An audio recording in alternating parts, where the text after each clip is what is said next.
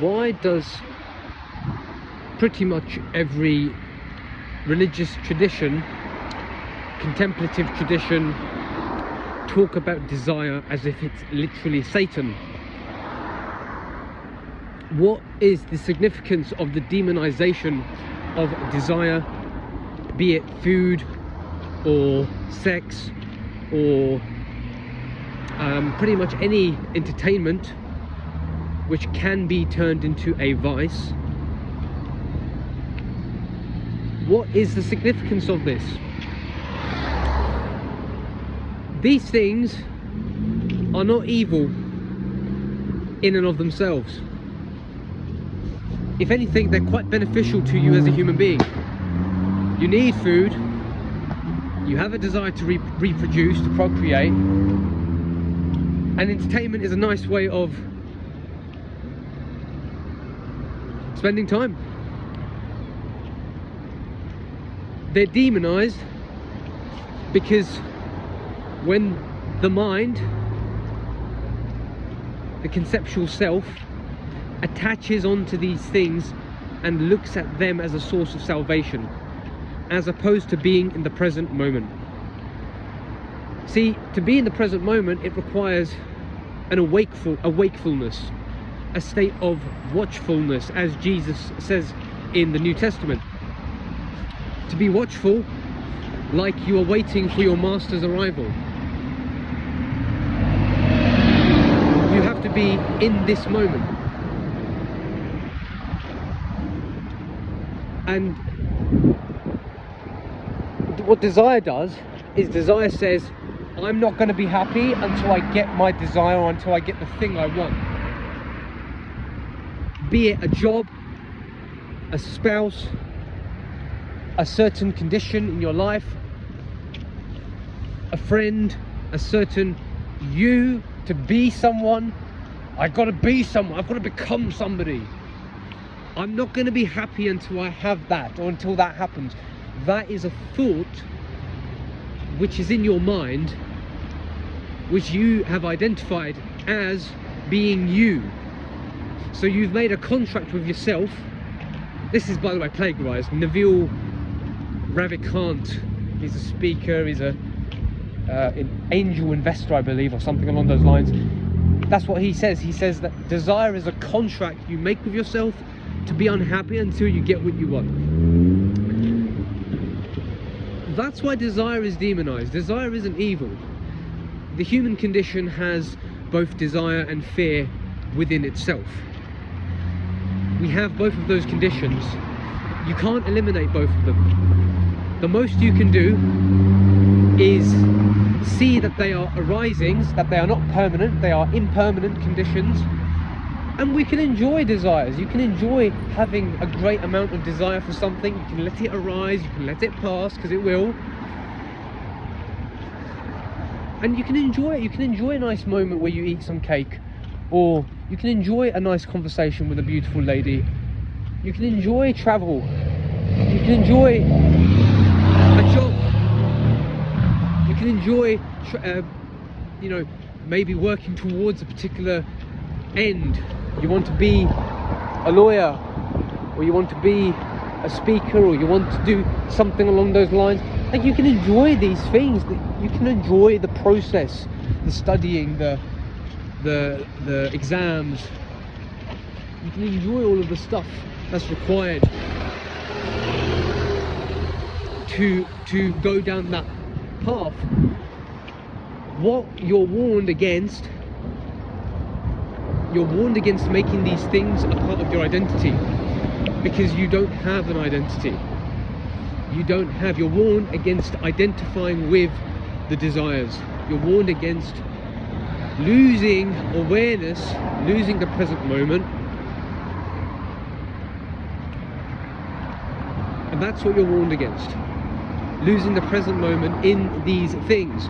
And all religions are manifestations, by the way, of a means to an end. The end is the present moment. The end is presence. The presence of God. The presence of the now. The presence of the sacred. The presence of the transcendent. Which is what God traditionally was. I don't like the word God because it's a closed concept. It's no longer a pointer to something beyond the word. The word itself has become God, right? When people say I believe in God, I believe in this, they're actually talking about a concept, and they're talking about something they believe in. They're talking about something. They're talking about something. You know, God is about God, right? The word God is about what it's pointing to. It's not actually the thing itself. Like honey, honey is about honey. It's a concept. It's a mind concept. The mind can't talk about what it knows. It can only talk about it can only talk about something. It can never talk about what it tastes like. Yeah.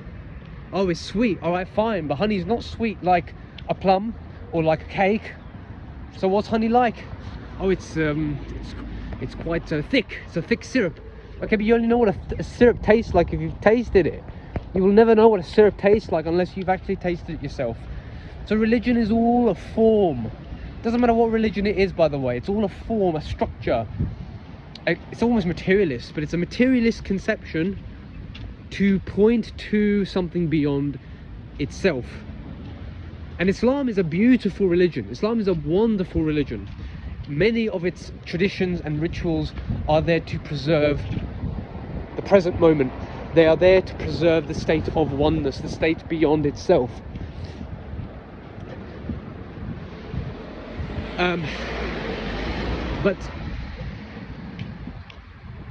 But what's happened is people have forgotten with many religions. It's not just Islam. In many religions, they confuse the form for the substance. They confuse the form of Islam to be the most sacred thing ever, when Islam is a container for the sacred.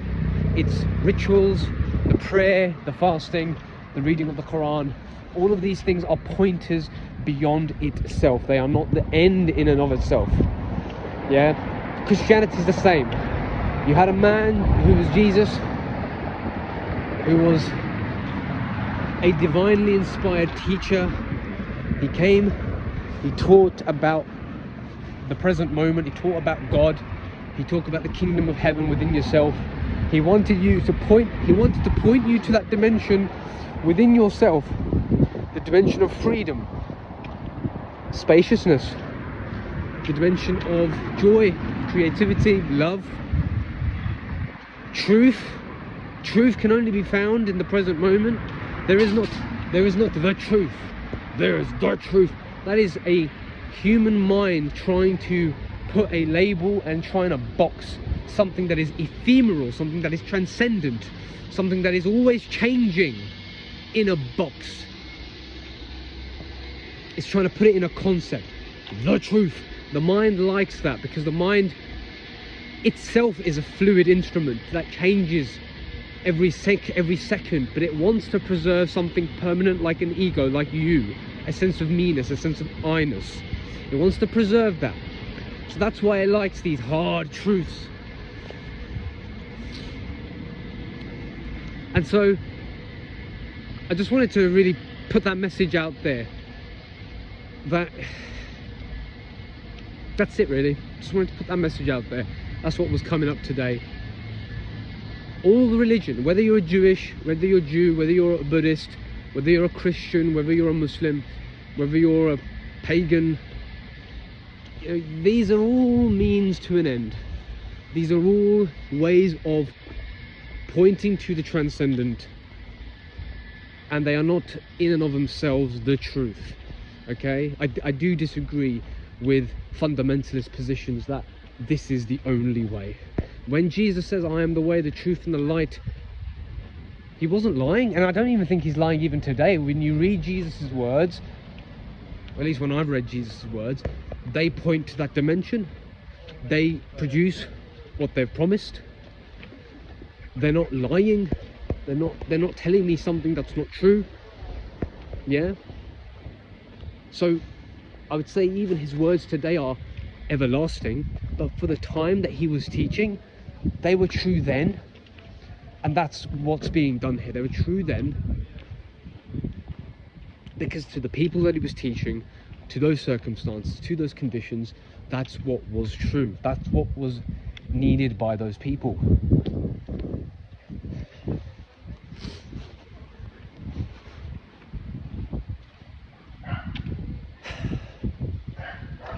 So don't get attached, is what I'm saying, to the form. Don't get attached to the material of these things. Don't get too caught up in their manifestations, because they point. That doesn't mean they're the truth in and of themselves. Okay, that's about it for today.